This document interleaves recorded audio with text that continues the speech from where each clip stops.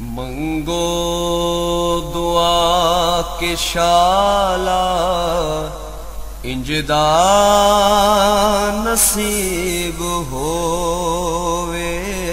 मंगो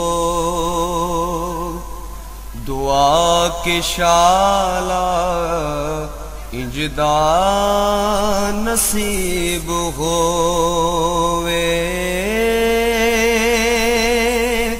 जद आवे मौत मैनू, जद आवे मौत मैनू।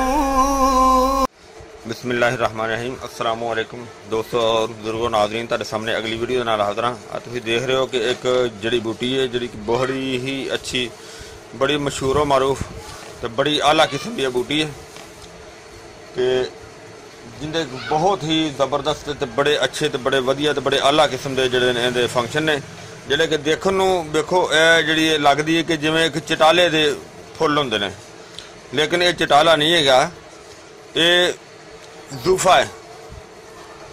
इहनूं गुल जूफा भी कहा जाएगा तो जूफा भी बूटी आम का नाम मशहूर मरकब इंदा।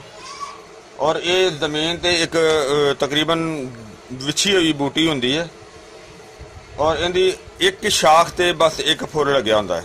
जिस तरह कि तुसीं देख रहे हो कि इहदा यानी कि छोटे छोटे बूटे ने, इहदे एक जिहड़ी टाहनी हुंदी है, एक टाहनी ते एक फुੱਲ लग्या हुंदा है और वो फुੱਲ जिहड़ा ना जर्दी रंग जर्दी माइल दा हुंदा है फुੱਲ, और हल्का जिहा सब्जी माइल हुंदा है। और इहदा जायका जिहड़ा है वो तकरीबन गर्म हुंदा है ते खुश्क हुंदा है। और इहदा जुशांदा भी इस्तेमाल करके खांसी वास्ते बना के इस्तेमाल किया जाता है। और इहदा जिहड़ा सब तो मशहूर इहदा मरकब है ये कि इहदा जिहड़ा खास करके इहदा जिहड़ा जुशांदा बनाया जाता है वो खांसी के निज़ाम वास्ते, गले वास्ते बहुत ही आला है। और इस तो अलावा इहदा ये चीज़ है कि इहदा इस्तेमाल जिहड़ा है कि नुस्खे दे विच सब तो ज़्यादा हुंदा है। और ये बलगम नूं खारिज करन दा इहदा बहुत ज़्यादा किरदार है। और इहदे च एक खासियत यह है कि इहदे इस्तेमाल दे नाल बलगम जिहड़ी ना वो पखाने दे रस्ते जिहड़ी ना वो ज़्यादा खारिज हुंदी है।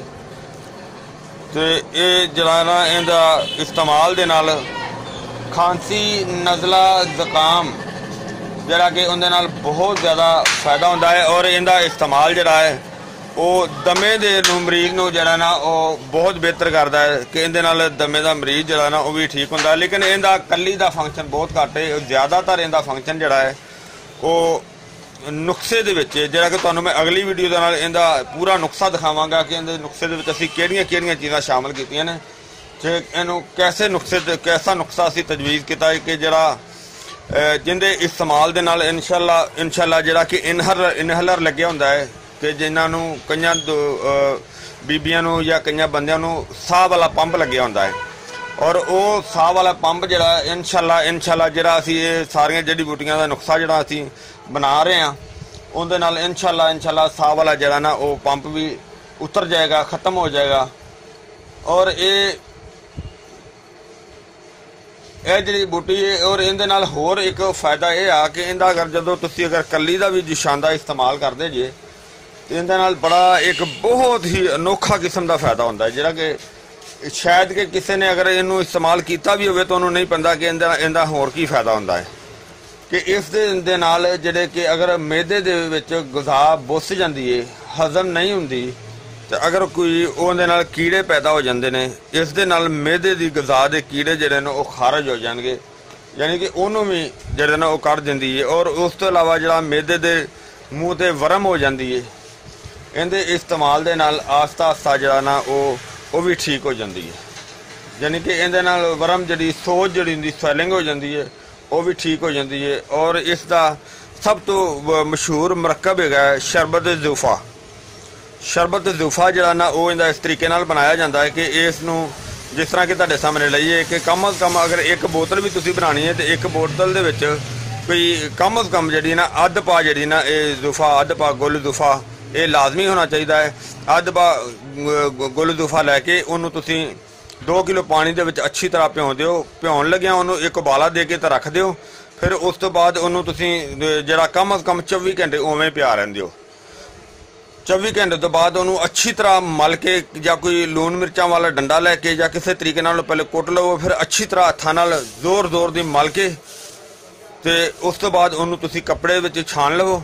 ਛਾਣ ਕੇ ਜਿਹੜਾ ਪਾਣੀ ਹੋਏਗਾ ਉਹਨੂੰ ਤੁਸੀਂ ਆਰਾਮ ਦੇ ਨਾਲ ਜਿਹੜਾ ਨਾ ਉਹ ਕਿਸੇ ਚੀਜ਼ ਦੇ ਵਿੱਚ ਪਾ ਕੇ ਤਾਂ ਰੱਖ ਦਿਓ। ਰੱਖਣ ਤੋਂ ਬਾਅਦ ਜਨਾਬ ਕਮ ਅਜ਼ ਕਮ ਉਹਨੂੰ ਤੁਸੀਂ 6 ਤੋਂ 8 ਘੰਟੇ ਇੱਕ ਜਗ੍ਹਾ ਤੇ ਪਿਆ ਰਵੇ, ਉਹ ਨਹੀਂ ਹਿੱਲੇਗਾ। ਉਸ ਤੋਂ ਬਾਅਦ ਜਦੋਂ ਤੁਸੀਂ ਉਹਨੂੰ ਆਰਾਮ ਨਾਲ ਨਿਤਾਰੋਗੇ, ਉਹਨੂੰ ਆਰਾਮ ਨਾਲ ਨਿਤਾਰ ਕੇ ਤੇ ਤਾਂ ਕਿ ਜਿਹੜੀ ਮਿੱਟੀ ਵਗੈਰਾ ਹੋਏਗੀ, ਕੋਈ ਜ਼ਰਾ ਹੋਏਗਾ, ਉਹ ਨੀਚੇ ਬੈਠ ਜਾਏਗਾ। ਆਰਾਮ ਨਾਲ ਨਿਤਾਰ ਕੇ ਉਹਨੂੰ ਤੇ ਉਹਨੂੰ ਤੁਸੀਂ ਜਨਾਬ ਉਹਦੇ ਵਿੱਚ ਚੀਨੀ ਪਾ ਕੇ, ਯਾਨੀ ਕਿ ਕਿਲੋ ਸਵਾ ਕਿਲੋ ਚੀਨੀ ਪਾ ਕੇ ਤੇ ਉਹਨੂੰ ਤੁਸੀਂ ਪਕਾ ਦਿਓ ਹਲਕੀ ਆਂਚ ਤੇ। ਪਕਾਉਣ ਤੋਂ ਬਾਅਦ ਜਨਾਬ ਤੁਸੀਂ ਉਹਦਾ ਉਹ ਸ਼ਰਬਤ ਜਿਹੜਾ ਨਾ ਉਹਨੂੰ ਚੱਟ ਕੇ ਇਸਤੇਮਾਲ ਕਰੋ ਜਾਂ ਵੈਸੇ ਇਸਤੇਮਾਲ ਕਰ ਲਓ ਜਾਂ ਨੀਮ ਗਰਮ ਪਾਣੀ 'ਚ ਪਾ ਕੇ ਇਸਤੇਮਾਲ ਕਰੋ। ਇਹਦੇ ਨਾਲ ਇਸ ਦਾ ਬਹੁਤ ਜ਼ਿਆਦਾ ਫਾਇਦਾ ਹੋਏਗਾ, ਯਾਨੀ ਕਿ ਖਾਂਸੀ, ਨਜ਼ਲਾ, ਜ਼ੁਕਾਮ, ਕੇਰੇ ਵਾਸਤੇ ਔਰ ਸਾਂਸ ਦੀ ਤੰਗੀ ਵਾਸਤੇ, ਮਿਹਦੇ ਦੇ ਨਿਜ਼ਾਮ ਵਾਸਤੇ, ਮਿਹਦੇ ਦੇ ਵਰਮ ਵਾਸਤੇ, ਬਲਗਮ ਨੂੰ ਖਾਰਜ ਕਰਨ ਵਾਸਤੇ।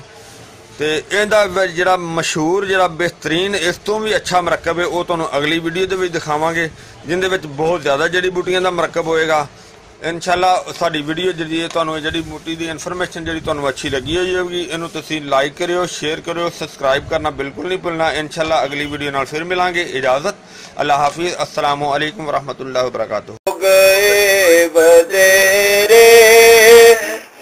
सरकार नू कवांगे, गम हो गए बदेरे।